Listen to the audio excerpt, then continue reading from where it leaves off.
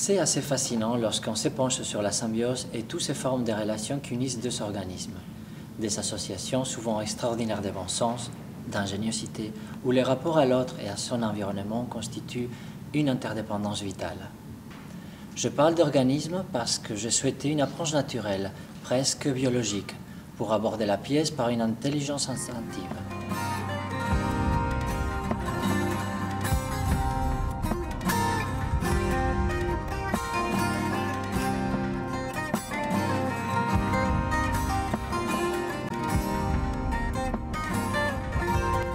Cette idée a guidé notre travail de recherche dans la façon d'apprendre de l'autre, de l'accompagner dans les mouvements, de lui être utile, voire indispensable.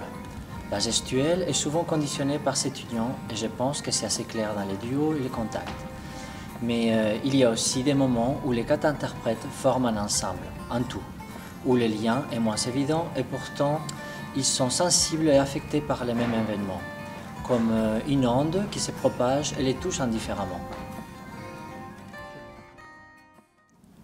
On pensait commencer la pièce par les éléments, notamment le feu et l'eau, qui chacun éclairé par une boîte à lumière emmènerait dans un mélange de couleurs la couleur verte pour une ambiance organique.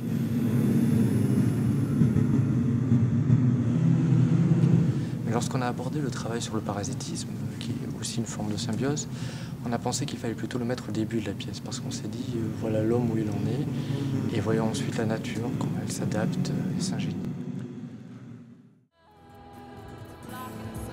On s'est inspiré pour un passage marquant l'interaction avec son environnement de l'anémone et du poisson clown. J'imagine un dispositif fluide et graphique qui, dans ses contraintes, ont généré une danse précise, sensible. Dans cette idée également, un tronc d'arbre couché place les interprètes en situation d'équilibre, dans une recherche d'harmonie.